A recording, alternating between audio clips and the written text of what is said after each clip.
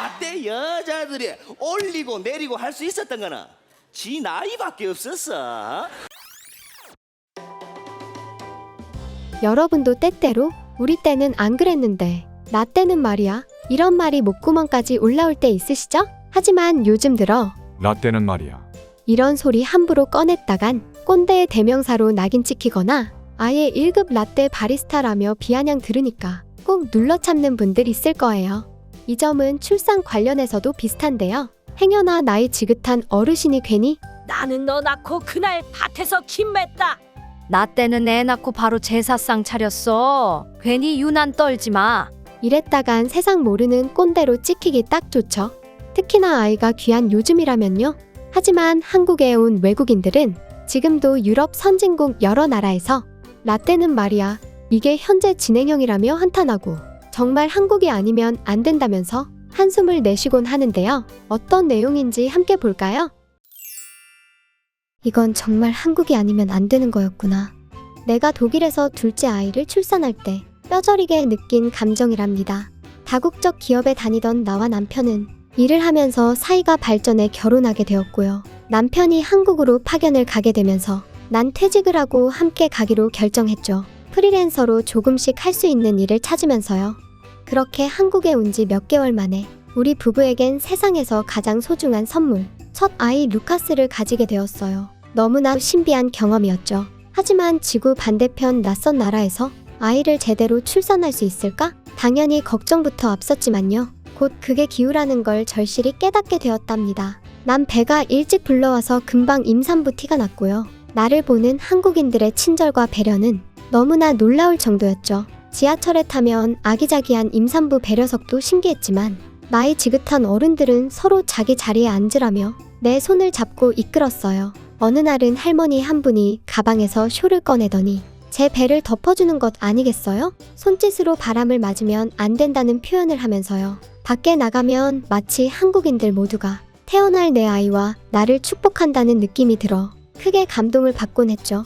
또 모든 것이 빨리빨리인 한국에서 아주 천천히 올라가는 에스컬레이터는 임산부인 내게 얼마나 안정감을 주었는지 몰라요. 모든 것이 독일의 몇 배는 빠른 한국이지만 에스컬레이터만큼은 노약자를 배려해 절대로 속도를 올리지 않는다고 하더군요.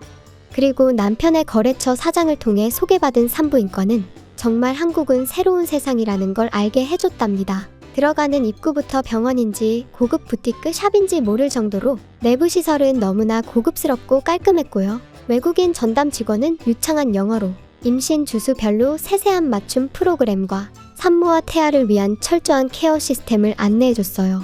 독일 산부인과에서 찾기 어려운 최첨단 장비는 물론 산모에게 가장 스트레스가 적은 맞춤 출산 방법을 적용한다는 말에 나와 남편은 서로 얼굴을 쳐다보며 고개를 끄덕였죠.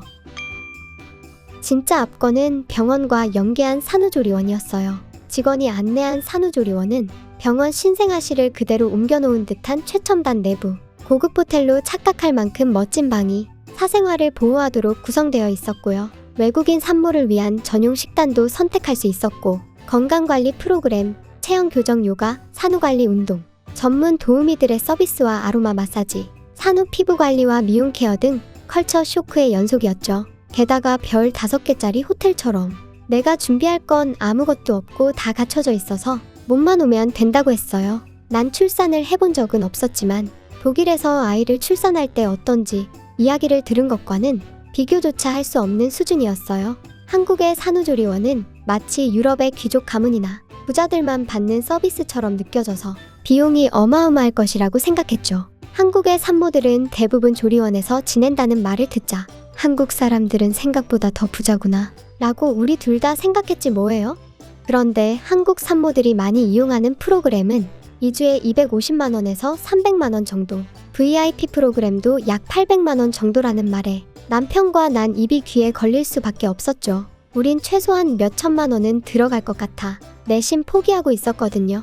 그렇게 병원을 선택하고 갈 때마다 세심한 배려 속에 출산날이 다가왔고요. 첫 출산임에도 의사와 병원 덕분에 수월하게 사랑스러운 아들 루카스를 낳았답니다. 그리고 보름 동안 산후조리원에서 남편이 출퇴근을 하며 함께 있을 수 있는 것도 너무 좋았고요. 넓고 아늑한 개인실에서 지내며 아이에게 편안하게 모유 수유를 하고 가슴 마사지와 요가, 피부 관리를 비롯한 다양한 출산 관리를 받을 수 있었죠. 게다가 처음 먹어본 미역국은 내 입맛에 쏙 맞아 놀랐고요. 산모와 아이를 위한 최고의 음식이라는 말에 한 번 더 놀랐답니다.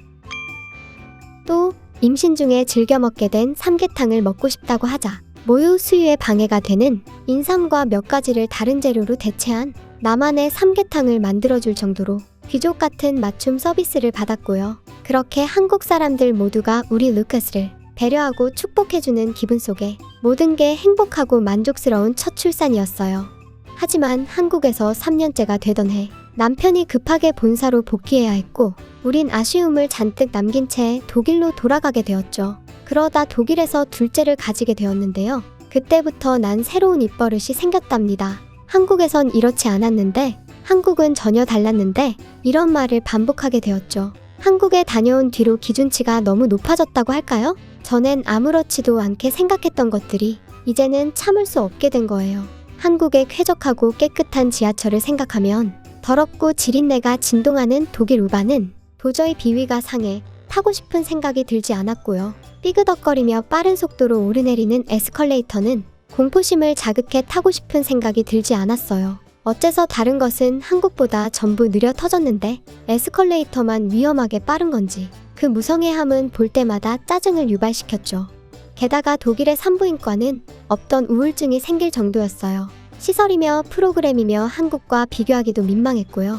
무엇보다 독일에서는 출산 후 산후조리원이라는 개념 자체가 없었으니까요. 출산하면 정부에서 2주 정도 해밤에라고 하는 산후도우미 간호사를 파견해서 도움을 주긴 하지만 어디까지나 신생아 건강상태 체크와 수유를 보조하는 정도이지 한국의 완벽한 산모 맞춤형 서비스와는 비교하기엔 하늘과 땅 차이고요. 이 문제로 남편과 여러 번 말다툼까지 했지만 독일은 한국이 아니니까 어쩔 방법이 없었는걸요.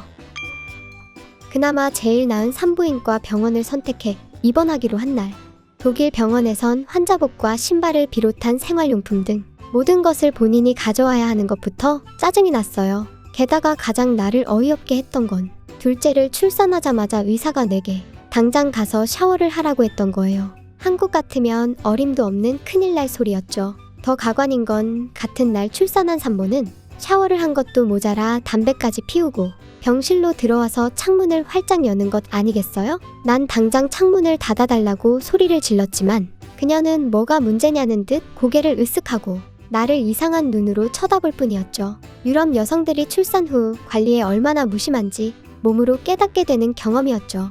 그렇게 악몽 같던 3일 입원 후 퇴원하고 집에서 친정 엄마와 해밤에 도움을 받아가며 생활했지만 한국에서 조리법을 배워온 미역국을 내가 직접 끓여서 먹어야 했고 집안일도 거의 내가 해야만 했죠. 산후케어의 중요성을 한국에서 제대로 실감한 나로서는 무성의한 주변의 모든 것을 도저히 참기 어려웠고 결국 산후 우울증이 찾아왔답니다. 한국에 와본 적이 없는 친정엄마도 뭐가 문제냐고 자신도 날 낳고 그 다음날 찬물로 샤워하고 집안일을 다 했다며 저보고 유난을 떤다고 할 정도니까요. 무엇보다 한국에 있을 때 산후조리원에서 산후조리를 이렇게 제대로 하지 않으면 훨씬 빨리 늙고 외국 여성들이 한국 여성에 비해 빨리 노화가 오는 이유도 그렇다고 들었거든요. 그러니 내 입에선 한국에 있을 땐 이렇지 않았는데 이 말만 반복할 수밖에 없지 않겠어요? 몰랐으면 몰라도 이미 최고를 알아버렸으니까요. 겨우 회복되고 둘째 엘라를 기르면서 난 남편에게 단호하게 말했죠. 만약 셋째를 원한다면 무조건 한국에 가서 낳겠다고요. 그게 아니면 피임을 한다고 선언했답니다. 나도 이것만은 절대 양보하지 않으려고요. 한국이 아니면 안 되는 걸 알았는데 어쩔 수 없잖아요. 한국에서 출산 경험을 가지고 독일로 돌아가 둘째를 출산하게 된 머렌 씨의 이야기였고요. 유럽 대부분의 여성들에겐 별도의 산후조리원에서 산후조리를 한다는 건 현실감 없는 다른 세상 일이랍니다. 아이 낳고 당일날 샤워하고 집에서 저녁 만들어 먹었다 라던가 산후도우미 간호사에게 애 맡기고 출산 다음날 백화점에서 쇼핑하고 왔다. 출산하는 날 일하다가 가서 아이 낳고 3일 만에 다시 출근했다. 출산 직후 샤워하고 나서 피우는 담배가 그렇게 맛있더라 등등. 네, 믿기 어렵겠지만 최근에도 이런 상황이에요. 마치 우리나라 60년대 이야기를 듣는 기분이겠지만요. 한국처럼 철저하게 산후 케어나 미용 관리에 대해 신경 쓰는 느낌이 전혀 없어요. 서구인들은 회복력이 빨라서 그렇다는 설득력 없는 주장을 하는 사람도 있지만요. 여성이 아이를 출산하고 받는 데미지는 동서양을 가리는 게 아니랍니다. 굳이 표현하자면 남들도 다 그렇게 사니까 산후조리를 따로 안 하는 게 당연하다는 느낌? 그러니 한국에서 산후조리원 시스템을 경험하면 전혀 다른 차원의 세상처럼 느껴질 수밖에 없죠. 이처럼 한국이 아니면 안 되겠다는 경험을 한 외국인들은 온라인과 SNS에서 서로의 체험을 주고받는데요. 재미있는 반응 몇 가지 골라볼게요. 한국에서 둘째 아들을 낳고 산후조리원에 있을 때 나와 내 아들이 얼마나 소중한 존재로 대우받고 존중을 받았는지 가슴이 뭉클해서 몇 번이나 울었어요. 한국이 아니면 맛볼 수 없는 감정일 거예요. 러시아에서 첫째를 낳았을 때를 떠올리면 난 그저 아이 낳는 기계 취급을 받았던 것 같네요.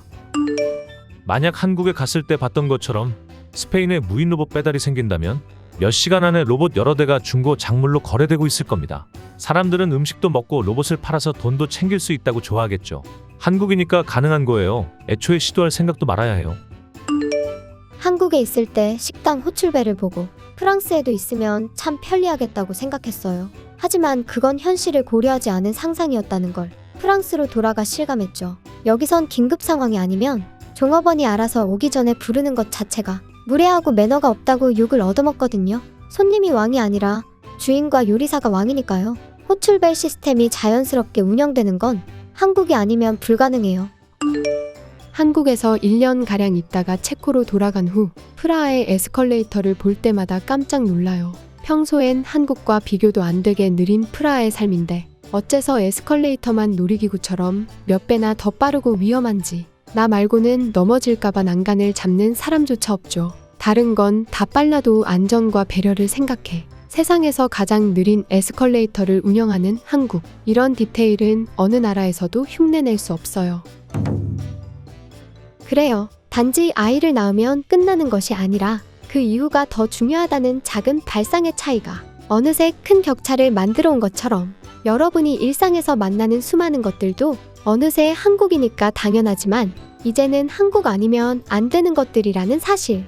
그리고 그 차이는 시간이 갈수록 더욱 더 벌어질 것이라는 것. 이 기회에 여러분이 마주치는 일상 속에서 한국이니까 너무 당연하게 생각했던 것들이 뭐가 있을까? 각자 찾아보는 것도 재밌는 일이 될 것 같네요. 네, 한국에 있을 때 제 친구 병원에 소개해줘서 아주 만족한 출산을 했던 마렌 씨 이야기를 영상에 맞춰 다듬고 재구성해봤습니다.